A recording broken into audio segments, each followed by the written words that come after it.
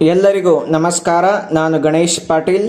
ಸ್ನೇಹಿತರೆ, ಈ ವಿಡಿಯೋದಲ್ಲಿ ನಾವು ಅಲ್ಲುವಿಯಲ್ ಲ್ಯಾಂಡ್ ಅಂದರೆ ಮೆಕ್ಕಲ ಮಣ್ಣು ಅಂದರೆ ಏನು ಅಂತ ಹೇಳಿ, ಮತ್ತು ಈ ಅಲ್ಲುವಿಯಲ್ ಲ್ಯಾಂಡ್ ಅಥವಾ ಮೆಕ್ಕಲು ಮಣ್ಣು ಅಥವಾ ಭೂಮಿ ಹೇಗೆ ಫಾರ್ಮೇಷನ್ ಆಗುತ್ತೆ, ಅದರ ಉಪಯೋಗಗಳು ಏನು ಅನ್ನೋದನ್ನ ಇಲ್ಲಿ ಡಿಸ್ಕಸ್ ಮಾಡೋಣ. ರಿವರ್ಸ್ ನದಿಗಳು, ಸ್ಟ್ರೀಮ್ಸ್ ಝರಿಗಳು ಮತ್ತು ಇನ್ಯಾವುದೇ ವಾಟರ್ ಬಾಡೀಸ್ಗಳು ತಮ್ಮ ಪ್ರಯಾಣದಲ್ಲಿ ತರುವಂತಹ ಸೆಡಿಮೆಂಟ್ ಅಂದರೆ ಮಣ್ಣು, ಅದು ಒಂದು ಕಡೆ ಡೆಪಾಸಿಟ್ ಆಗಿ ಆಗಿ ಆಗಿ ಸಂಗ್ರಹ ಆಗಿ ಆಗಿ ಒಂದು ತರಹದ ಭೂಮಿ ನಿರ್ಮಾಣವಾಗುತ್ತೆ. ಆ ಒಂದು ಭೂಮಿಯನ್ನ ಅಲ್ಲುವಿಯಲ್ ಲ್ಯಾಂಡ್ ಅಂತೇಳಿ ಕರೆಯಲಾಗುತ್ತೆ. ಅಲ್ಲಿರುವ ಮಣ್ಣನ್ನ ಮೆಕ್ಕಲ ಮಣ್ಣು ಅಂತೇಳಿ ಕರೆಯಲಾಗುತ್ತೆ.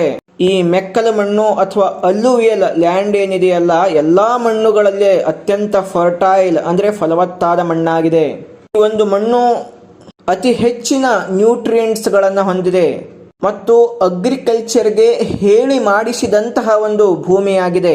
ನಾವು ಈ ಮೆಕ್ಕಲ ಮಣ್ಣನ್ನ ಅಲ್ಲುವಿಯಲ್ ಸಾಯಿಲ್ ಲ್ಯಾಂಡ್ ಅನ್ನ ರಿವರ್ ವ್ಯಾಲೀಸ್ ಅಂದ್ರೆ ನದಿ ಕಣಿವೆಗಳಲ್ಲಿ, ಫ್ಲಡ್ ಪ್ಲೇನ್ಸ್ ಅಂದ್ರೆ ಪ್ರವಾಹ ಬರುವಂತಹ ಒಂದು ಬಯಲು ಪ್ರದೇಶದಲ್ಲಿ ಮತ್ತು ಕೋಸ್ಟಲ್ ಪ್ಲೇನ್ಸ್ ಗಳಲ್ಲಿ ಅಂತಂದ್ರೆ ಸಮುದ್ರದ ಒಂದು ಕರಾವಳಿ ಪ್ರದೇಶಗಳಲ್ಲಿ ಈ ಮಣ್ಣನ್ನ ನೋಡಬಹುದು.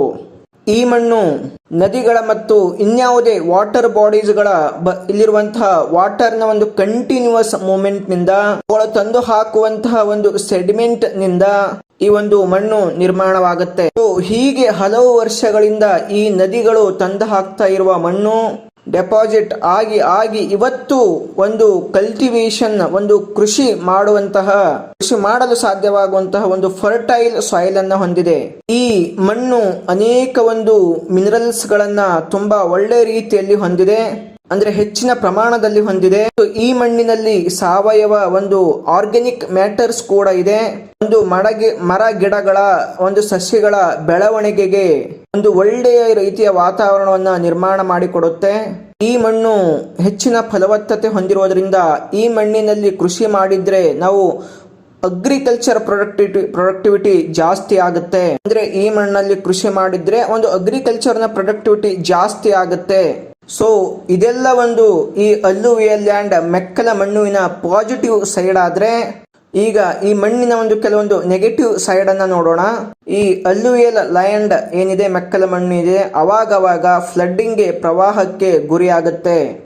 ನದಿ ಕಣಿವೆಗಳ ಮತ್ತು ಝರಿಗಳ ಒಂದು ದಡದಲ್ಲಿರೋದ್ರಿಂದ ಯಾವಾಗ ಪ್ರವಾಹ ಆಗುತ್ತೆ ಅವಾಗ ಆ ಪ್ರವಾಹದ ಎಫೆಕ್ಟ್ ಈ ಅಲ್ಲುವಿಯಲ್ ಲ್ಯಾಂಡ್ ಮೇಲೆ ನಾವು ನೋಡ್ತೇವೆ.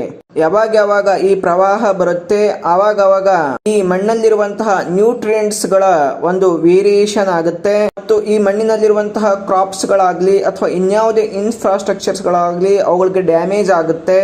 ಮತ್ತು ಈ ಅಲ್ಲುವಿಯಲ್ ಲ್ಯಾಂಡ್ ನ ಪಕ್ಕದಲ್ಲಿ ನೆಲೆಸಿರುವಂತಹ ಒಂದು ಕಮ್ಯುನಿಟೀಸ್ ಗಳಿಗೆ ಒಂದು ರಿಸ್ಕ್ ಅನ್ನ ತಂದೊಡ್ಡುತ್ತೆ.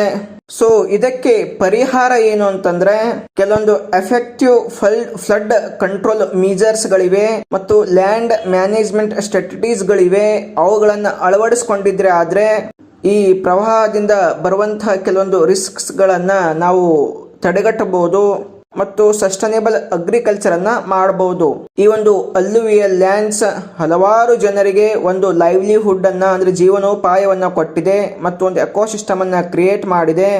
ಅನೇಕ ಒಂದು ಪ್ರಾಣಿ ಪಕ್ಷಿಗಳಿಗೆ ಹ್ಯಾಬಿಟ್ಯಾಟ್ ಆಗಿದೆ ಮತ್ತು ಮನೆ ಆಗಿದೆ. ಈ ರೀತಿಯಾಗಿ ಬಯೋಡೈವರ್ಸಿಟಿಯಲ್ಲಿ ಒಂದು ಎಕೋಸಿಸ್ಟಮ್ ಸರ್ವಿಸಸ್ ನಲ್ಲಿ ಈ ಒಂದು ಅಲ್ಲುವಿಯಲ್ ಲ್ಯಾಂಡ್ ಮೆಕ್ಕಲ ಮಣ್ಣು ಪ್ರಮುಖವಾದ ಪಾತ್ರವನ್ನು ವಹಿಸುತ್ತೆ. ಸ್ನೇಹಿತರೆ, ನೆಕ್ಸ್ಟ್ ವಿಡಿಯೋದಲ್ಲಿ ಇನ್ನೊಂದು ಟಾಪಿಕ್ ಬಗ್ಗೆ ಡಿಸ್ಕಸ್ ಮಾಡೋಣ. ಎಲ್ಲರಿಗೂ ನಮಸ್ಕಾರ.